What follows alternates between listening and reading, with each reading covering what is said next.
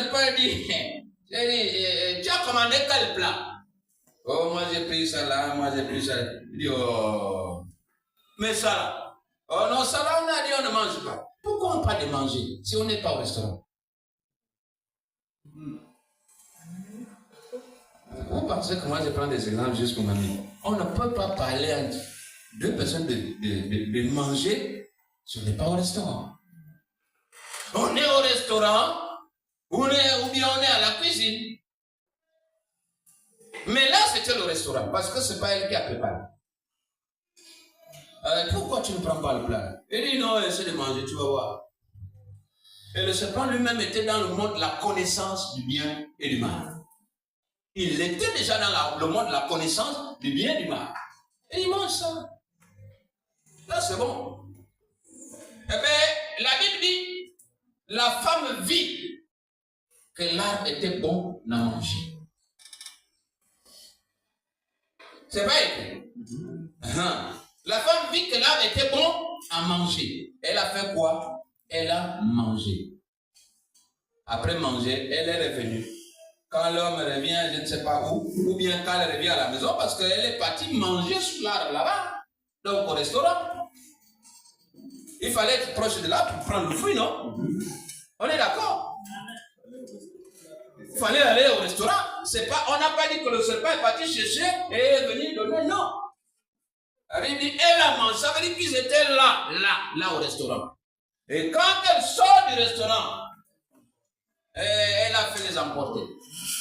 Quand vous allez dans les cérémonies, où tu ne peux pas t'arrêter à manger là, il faut remplir les sacs, les emporter. Mais vous allez amener la mort à la maison.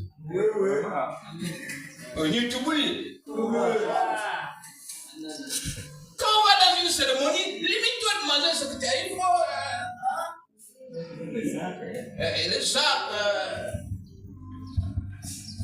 le sac te plaît.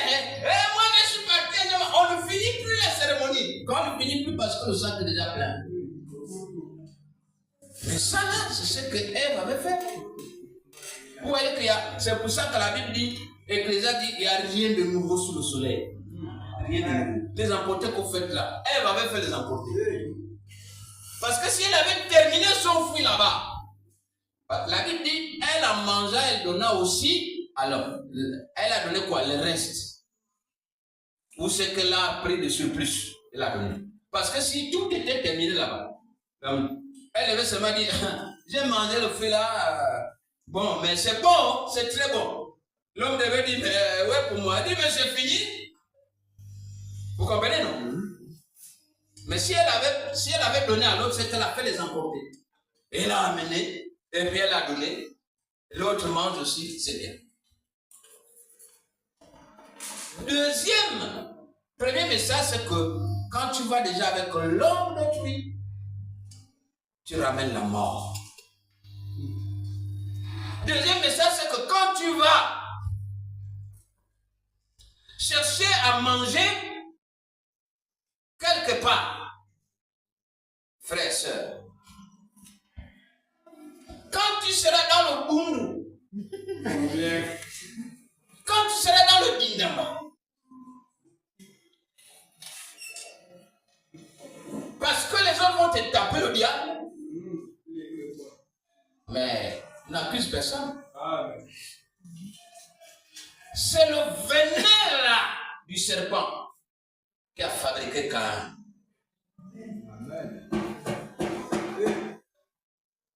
Dans les gènes d'Adam, dans les gènes d'Ève, il n'y avait aucun mal. Il n'y avait aucune trace de mal. Mais après avoir mangé le fruit là, ou vous êtes au restaurant ou bien dans une buvette en train de boire. L'ami dit, je m'en vais d'abord me soulager. Derrière, on reste avec une seringue, on pompe quelque chose dans le verre. Vous n'avez jamais vu ça? Même par les films. On empoisonne le verre de l'autre. On empoisonne la nourriture de l'autre. Le serpent avait mis du poison. Il avait mis du poison dans le fruit là. Il avait mis un venin. Et quand la femme a mangé, le venin là était maintenant rentré dans les gènes de l'homme. parce que Adam et Ève ont péché, la Bible dit dans Romains, tous ont péché et sont privés de la gloire de Dieu. Parce que le venin là est rentré dans les gènes, dans le sang.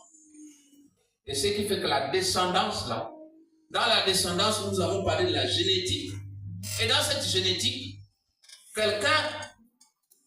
si quelqu'un est AS, écoutez-moi bien, si quelqu'un est AS, l'homme AS, la femme AS, le couple se marie, 50% de chances de faire des enfants normaux, 50% de chances de faire des enfants anormaux. Comprenez, non? On va aller accuser le serpent, le mouyama de grand-père là-bas, ça n'a rien à voir avec le mouyama. Parce que le AS et le AS vont faire parfois des AA, parfois des SS et parfois des AS. Et donc, quand il y avait déjà le gène du mal, soit ça faisait Abel, le bien, soit ça faisait Caïn, mal. Ça, si quelqu'un comprend. Où ça fait Abel, c'est dans le bien. Où ça fait Caïn, c'est dans le mal. Et ça, c'est la progéniture. Ève avait raison. Ce n'était pas elle-même. Elle était tentée. Mais c'était de sa propre volonté de partir de là jusqu'à arriver au jardin, et plutôt jusqu'à arriver au pied de l'arbre, et le manger. Elle ne reconnaît plus que c'est de sa propre volonté. Adam avait raison. Mais c'était de sa propre volonté d'accepter ce que l'autre a amené. On peut refuser. Tu étais où? Oh, je suis allé en boîte de nuit là-bas, mais j'ai amené ça. Bon, quand tu regardes, tu as un choix à faire. Ta femme a passé toute la nuit en boîte de nuit là-bas. Elle revient le matin. Elle te dit, bon, on a dansé avec les amis, tout. Et puis, dit, mon cher, oui. Bon, nous sommes mariés femmes, tu te connais, tu me connais. Bon, voici 1 million, c'est là, bon, c'est ce qu'on a eu, on nous a donné. Tu as un choix. Ou tu prends les 1 million, tu te corromps, ou tu frappes sur la faute. Elle a amené les arguments pour te corrompre. Le million est là, tu regardes là. Ou tu le prends, ou tu le refuses. Ou tu le prends, ou tu le refuses. Et donc, quand Ève arrive, elle amène quelque chose qui est... et elle voit l'aspect de la femme. La femme commence à prophétiser. Parce que, rappelez-vous que Saül a commencé à prophétiser lorsqu'il s'est retrouvé quelque part. Ah, oui, ça c'est un vrai mot. Alors qu'il n'était pas prophète. Et quand la femme commence à prophétiser, il dit, oh là, c'est une vraie femme. Qu'est-ce qui te donne cette connaissance? Oh, c'est le fruit là. Ah, mange aussi. Moi aussi, je veux manger. Tu manges. Alléluia.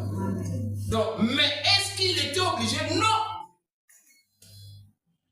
Mais qu'est-ce qu'on a envie de dire ce matin? C'est le plus important. Le plus important, c'est ce qu'on veut dire ce matin. Le résultat de course, malgré les raisons que Adam et Ève ont dans cette histoire, le résultat de course, Dieu a chassé Adam et Ève du jardin. Vous comprenez, non? Le résultat de course, Dieu a chassé Adam et Ève du jardin. Est-ce que Dieu a dit, bon, comme ce n'est pas de votre propre volonté, ce n'est pas vous-même, parce qu'on vous a trompé, toi, le serpent t'a trompé, donc c'est pas ça ta faute, je frappe le serpent. Bon, toi, parce que c'est la femme qui est venue t'embrouiller. Bon, on va punir un peu la femme, on va augmenter la souffrance de ses grossesses, et ça s'arrête là. Il serait resté dans le jardin. Mais Dieu a fait quoi? Il a frappé les deux. Dieu a fait quoi? Il a frappé les deux. Personne n'a été épargné de la sentence. La sentence proclamée était pour les deux. Alléluia. La recherche d'excuse ne te sauvera pas du jugement de Dieu. Aujourd'hui encore, de nombreuses personnes rejettent la responsabilité de leurs actes sur les autres. Dès qu'un acte est posé, ce n'est pas moi, c'est l'autre. Voilà ce que j'ai envie de te dire, c'est bon. Aujourd'hui, là, de nombreuses personnes rejettent la responsabilité de leurs actes sur les autres. Ce n'est pas moi, c'est l'autre. Encore un philosophe avait dit, l'enfer, c'est autrui. Ce n'est jamais soi-même. Mais l'enfer, là, c'est toujours l'autre. Alléluia. Ils accusent la société qui est déjà corrompue d'être responsable de leur incapacité à rester à l'abri de la corruption. Il y a des gens comme ça. Comme la société est déjà corrompue, si moi je suis corrompu, c'est parce que la société est corrompue. Comme l'église est faible, si moi je suis faible, c'est parce que l'église est faible.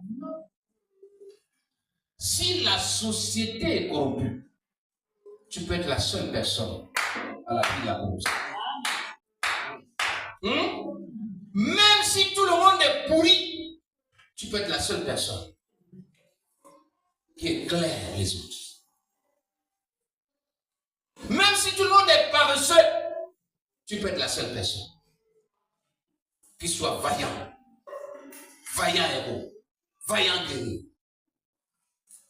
Mais non, si moi tu veux me voyez comme ça, c'est parce que, mais il y a quoi là-bas? C'est eux-mêmes. On rejette la responsabilité de cette mauvaise acte sur les autres. Si vous me voyez, je ne donne pas mes offrandes, c'est parce que l'autre aussi ne. Attends, l'autre t'empêche de donner tes offrandes en quoi? La responsabilité est jetée toujours sur les autres. On n'arrive pas à l'assumer. Même si vous me dites plus amen, je m'en fous. Je m'en fous de vos amis. Faire porter le chapeau à autrui est la meilleure façon d'assumer ses actes. Est-ce que c'est la meilleure façon d'assumer ses actes? Non. Faire porter le chapeau à autrui. Donc si vous avez vu ça parce que. Mais Dieu ne tient pas compte de parce que. Tes excuses là ne te sauveront jamais du jugement de Dieu. Adam a présenté des excuses. Ève a présenté des excuses qui étaient valables. Mais Dieu a frappé. Dieu a frappé.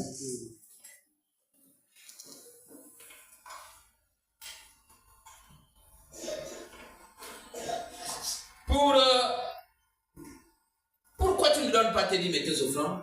Parce que quelqu'un d'autre ne donne. Pourquoi tu ne viens pas balayer l'église? Parce que quelqu'un d'autre ne fait pas. Pourquoi quand on vous demande de donner 5 000 francs peut-être pour tel projet, toi tu ne donnes pas? Non, parce que les autres aussi ne donnent pas. Tu es responsable de tes actes. Tu es responsable de tes actes. Non, comme les autres ne donnent pas, je ne donne pas aussi. Ou bien quand on dit, bon, on va faire une participation, bon, chacun essaie d'amener ce qu'il peut. Bon, on vous a dit, pas en dessous de 5 000.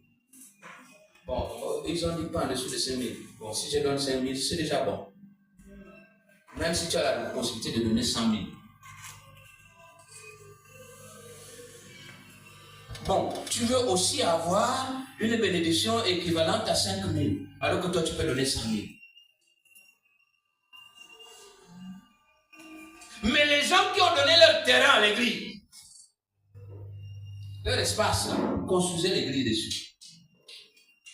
Quelle valeur vous donnez à la terre? Quelqu'un qui te donne la terre, quelle valeur vous donnez à la terre? Mais quelqu'un qui a dit, moi je paye les sacs, les camions de sable, les camions de ciment, les camions de gravier, je viens déposer, voici mon offrande.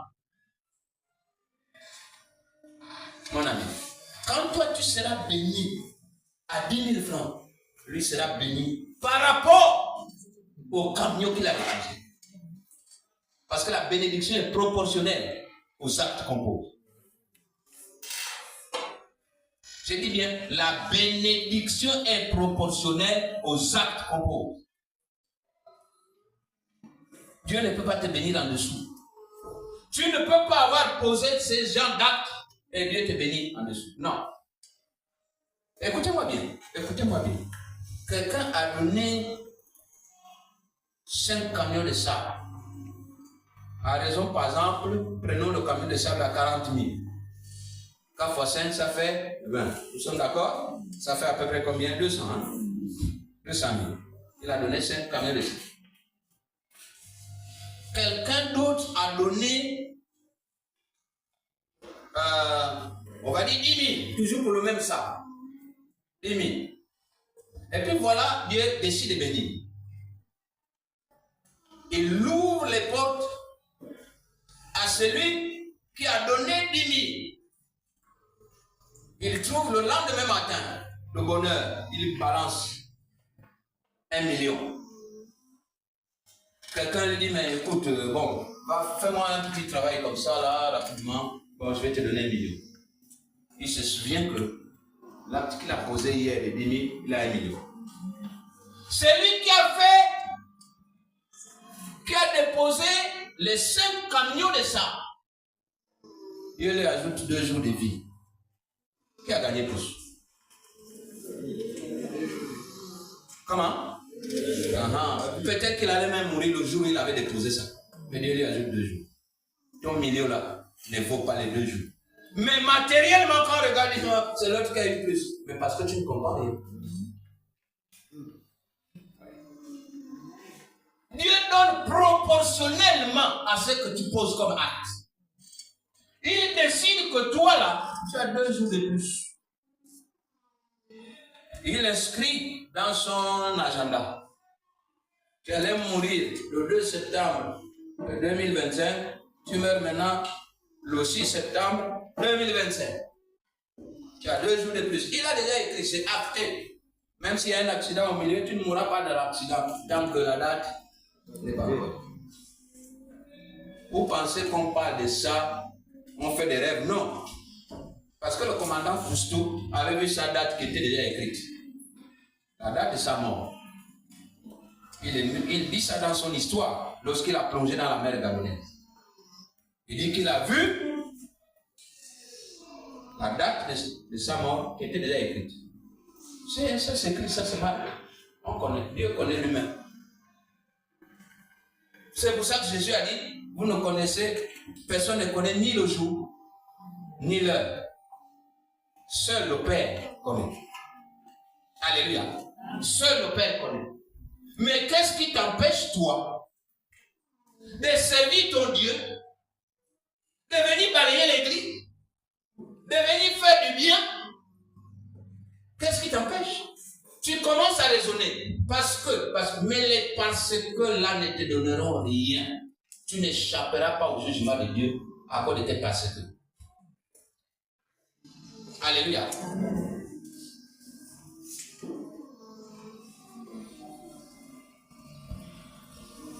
Pourquoi tu ne t'impliques pas dans son progrès, dans le progrès de l'église? Pourquoi tu ne t'impliques pas dans l'évangélisation? Parce que tu n'as pas le temps. Oui.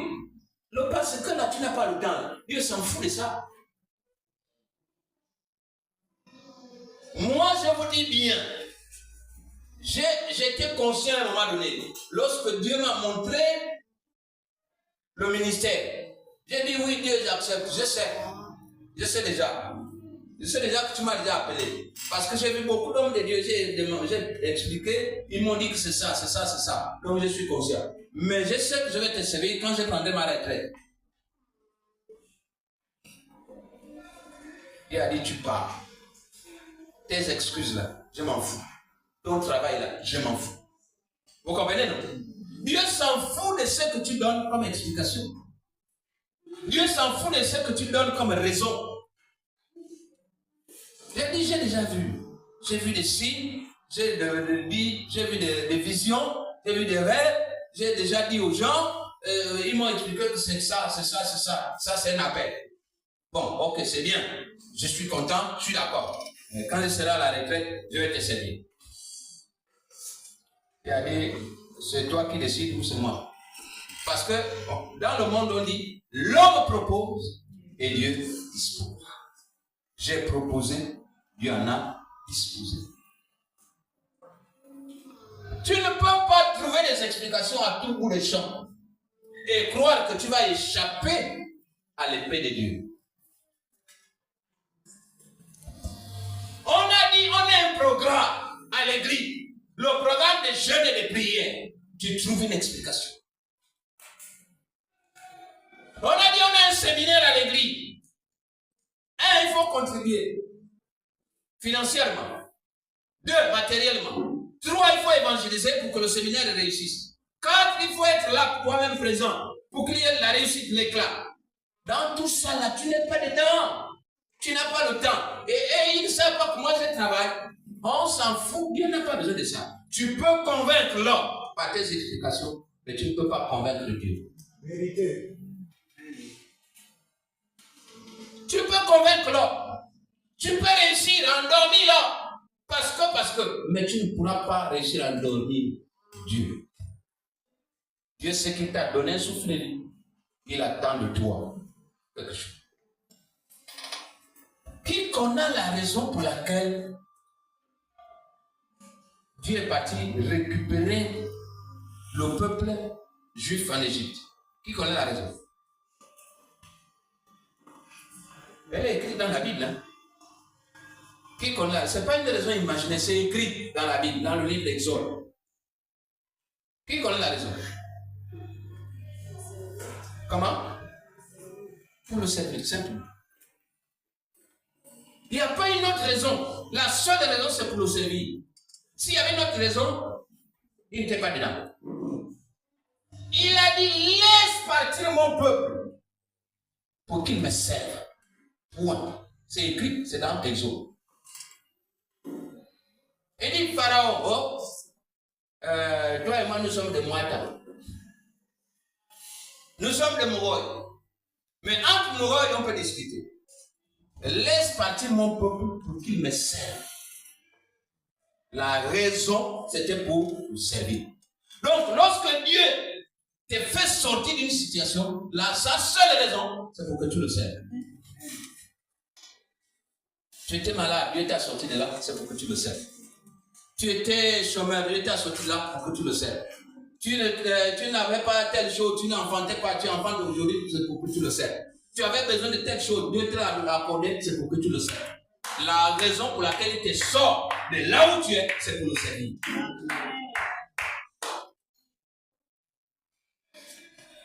Tu étais déjà entouré, envoyé des esprits de mort. Il a tout fait pour te délivrer. La seule chose qu'il attend de toi, c'est le servir. C'est bien écrit. Parfois, on lit la Bible comme ça, à la volée, mais on ne comprend rien. La seule et l'unique chose que Dieu attend de toi, c'est le servir. Pourquoi? Sinon, il te laisserait croupir. Il te laisserait mourir. Il te laisserait là où tu es. Tu n'étais pas connu. Tu n'allais jamais même être connu sur cette terre-là. Tu allais passer comme une lettre à la poste. Mais Dieu a tout fait pour te positionner. La seule chose qu'il attend de toi, c'est le servir. La seule chose que Dieu attend de toi, c'est le servir. Et le servir en tout temps et conscience. Le servir en esprit et en vérité. Alléluia. Amen. Au lieu de chercher les gens ou les choses à blâmer pour tes mauvaises actions, pourquoi ne pas chercher à les reconnaître afin de te repentir sincèrement? Tu préfères trouver quelqu'un pour blâmer. Tu préfères trouver des raisons pour chaque chose. Mais la meilleure chose que tu aurais pu faire, c'est te repentir. Parce que Adam et Ève avaient la possibilité de se repentir, mais ils ne l'ont pas fait.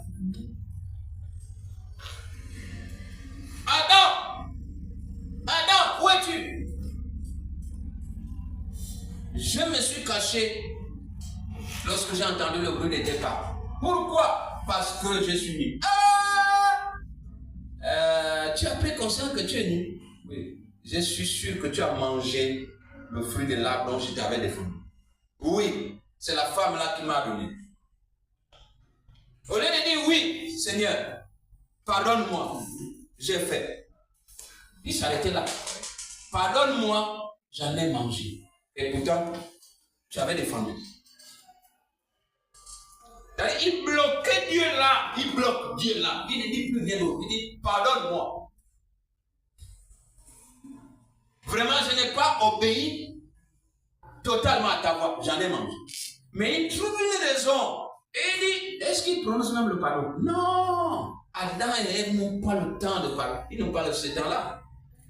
Pardon, c'est trop petit. Le langage du pardon n'est pas dans leur bouche. Ah, laisse-moi. C'est pas la femme là que tu m'as donnée. Non, Dieu, c'est son ami, quoi. Et Ève dit, oh, toi aussi. C'est toi qui as créé le serpent. Est-ce que c'est moi? C'est le serpent là. Mais malgré les explications là, Dieu a frappé. Alléluia. Dieu a fait quoi? Dieu a frappé. Dieu ne va pas suivre tes explications. Même si tu donnes les raisons parce que tu travailles, même si tu donnes les raisons parce que tu as encore un enfant, même si tu donnes les raisons parce que tu n'es pas marié, même si tu donnes les raisons parce que le mari a refusé, même si tu donnes les raisons, je ne sais pas de quelle nature, Dieu s'en fout. Dieu s'en fout. Il va frapper. Tu ne vas pas échapper au jugement de Dieu.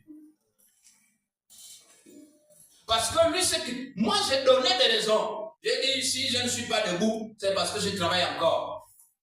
Mais rassure-toi, je serai debout. Quand je serai à la retraite, je vais être debout. Je vais te servir tout de suite. Tu comprends? On parlait avec Dieu comme de bons amis.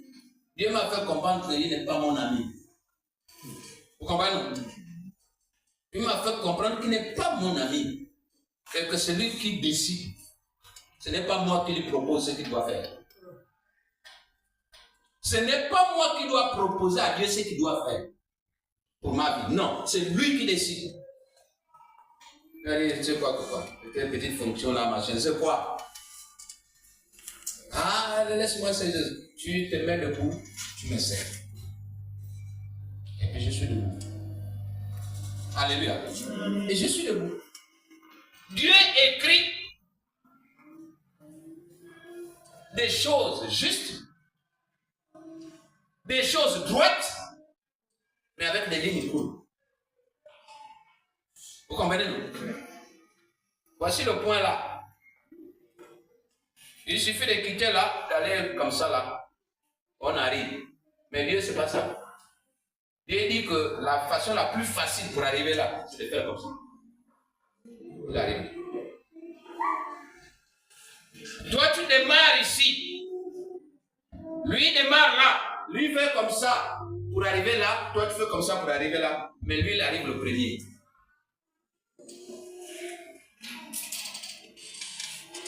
Ça, vous comprenez? Lorsqu'il va dire à Abraham, quitte ta nation, quitte ton pays, quitte tout pour toi, va dans un autre pays que je te montrerai. Adam va partir de Ur. Mais Chaldès était là. C'était à peu près à 3 jours de marche. Mais Dieu va faire quoi? Plutôt, le pays de montrer Canaan était là. Dieu va l'amener à Chaldée. Il va l'amener dans un autre pays. Il va l'amener dans un autre village. Il va l'amener machin. Il fait même un tour en Égypte. Il revient et il rentre. C'est comme ça que ça s'était passé. Quand vous regardez là, vous voyez la carte du Moyen-Orient à l'époque, c'est comme ça que ça s'est passé. Mais pourquoi Dieu fait ça? Pourquoi il ne l'amène pas directement? Il fait ça, il l'amène ici parce que Abraham sort d'une famille de sorciers. Le père Terah était un sorcier.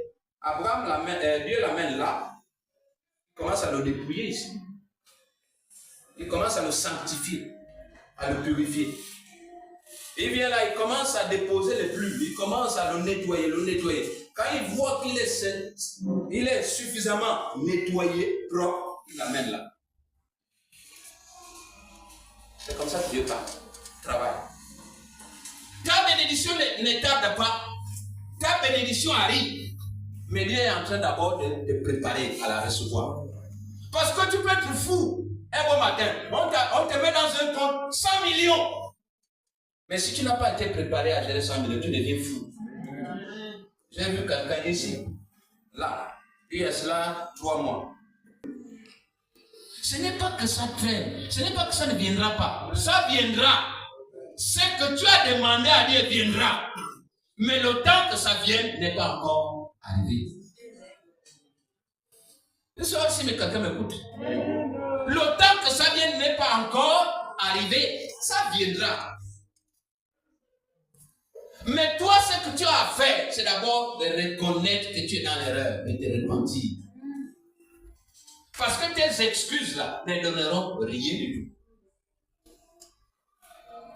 Si on est comme ça, parce qu'il y a ceci, parce qu'il y a cela, l'église est faible, parce que, les parce que là ne donneront rien. Toi, tu as raison. Si l'église est comme ça, ce n'est pas toi. Si ce n'était que toi, ce serait bon.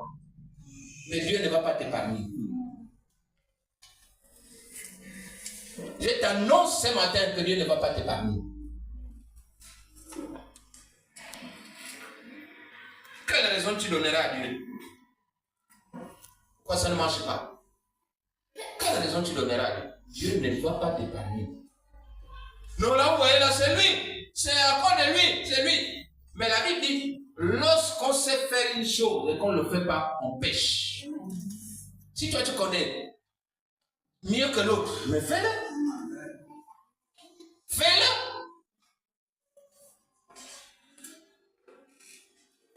Tes excuses ne te sauveront pas du jugement de Dieu. Quand Dieu va décider de châtier, il va châtier tout le monde. Il va châtier chacun de nous à proportion de ses actes posés. Alléluia. La Bible dit, lisons le livre des Proverbes 28. Livre des Proverbes 28.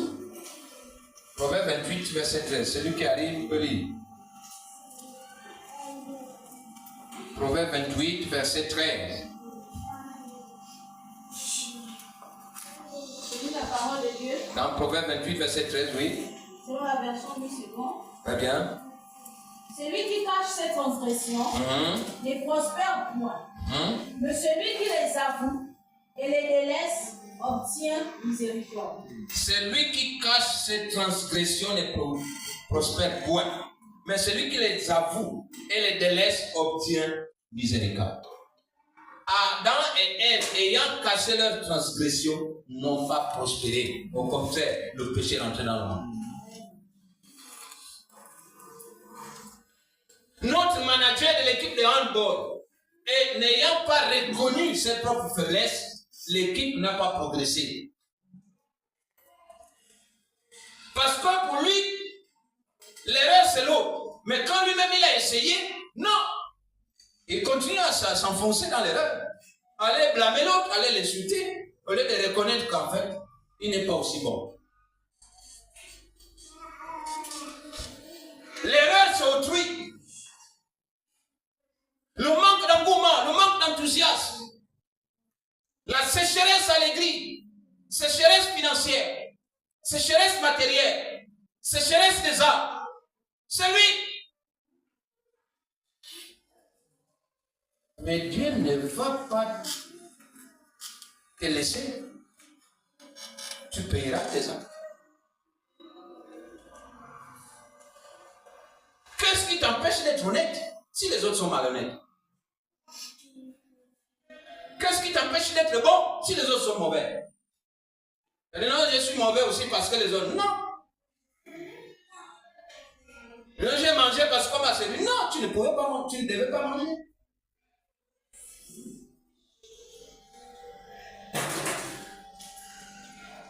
Je crois que ce n'est pas la parole de Dieu qui manque dans cette église. Il manque les oreilles pour entendre. Il manque les cœurs pour appliquer. Parce que quand on entend avec les oreilles, on emmagasine dans le cœur pour le sortir de main, pour l'appliquer. Quelqu'un a donné Une participation de 5 000, l'autre a donné 10 000, on commence à comparer. Moi, j'ai donné 10 000. Mais on s'en fout. Si les autres ont donné 3 000, 3 000, 3 000, 3 000, tu es le seul à donner 10 000. On s'en fout, tu seras béni en fonction de tes 10 000. Mais de zéro. On bénit à partir de quelque chose. Même la femme là qui avait les enfants qu'on devait attraper là. Lorsque le prophète Élisée est arrivé, il a dit quoi? Qu'est-ce que tu as? Si tu n'as rien, Dieu ne te bénit pas. Les autres donnent, toi tu ne donnes jamais rien. Non, tu ne peux pas être béni. Il faut qu'on te dise les vérités, non? Et tu voulais. Mais vous lisez la Bible ou bien vous ne le lisez pas? L'autre dit, tu as quoi? Tu as quoi? Tu as quoi?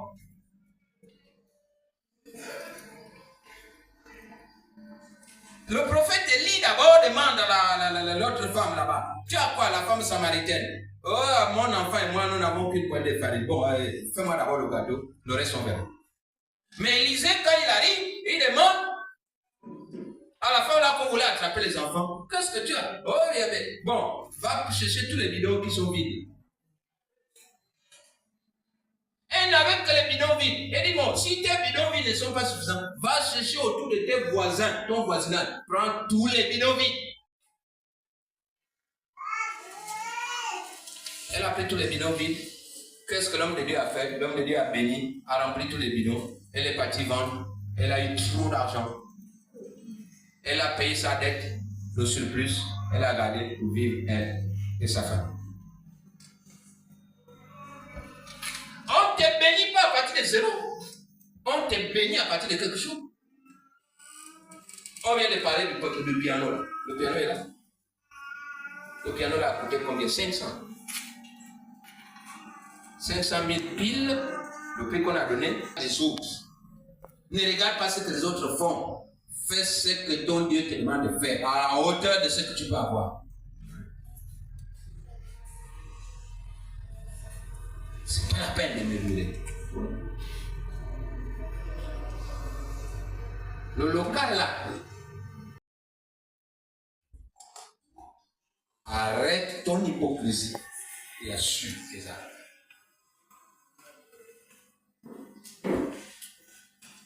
C'est de cette façon que Dieu te lèvera. C'est de cette façon que tu réussiras. Tes excuses ne te sauveront jamais de la sentence divine. Quand Dieu voudra te frapper, il frappera. Ce n'est pas parce que tu n'as pas le temps. Ce n'est pas parce que tu es encore un enfant. Ce n'est pas parce que tu es une vieille personne. Ce n'est pas parce que tous les parce que tu donnes. Dieu te dit, dégage. Les parce que qu'Adam a donné, Dieu a dit dégage. Les parce que Ève a donné, Dieu a dit dégage.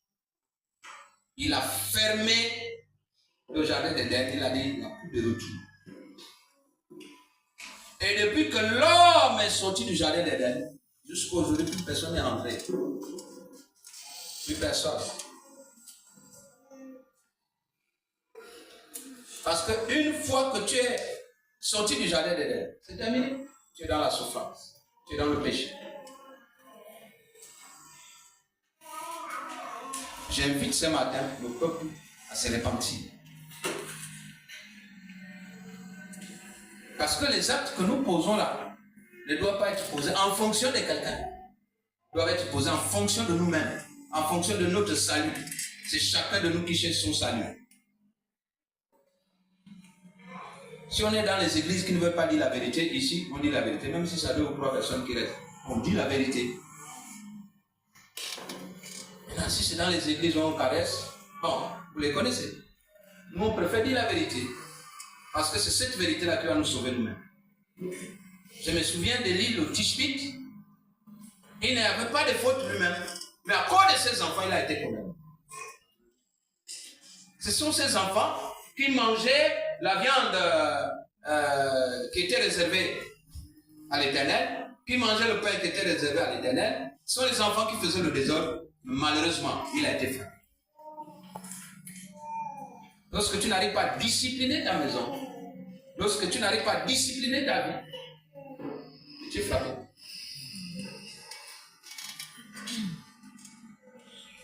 Tout le monde va écouter ce message. Tout le monde est appelé à se repentir. Parce que sans la repentance, personne ne sera agréable à Dieu. Personne ne sera agréable à Dieu. Personne ne verra le ciel. Et j'ai l'habitude de dire que lorsqu'on a bafoué les lois du ciel, le paradis n'existe plus. Le paradis existe lorsqu'on est dans la loi du ciel. Tu es là ce matin. Tu t'es reconnu dans ce message. C'est un message qui nous est prêché à tous. Parce que nous tous, nous voulons nous justifier. Je ne suis pas venu au culte parce que j'ai à préparer. Il y en a qui trouvent le temps de laver leur linge seulement les dimanches. D'être occupés seulement à l'heure du culte. Je vois un couple qui parle de Babanga toute la semaine. Je vois les couples qui parlent de l'autre côté toute la semaine. Il y a des gens qui sont autour, qui ne prennent même pas des taxis.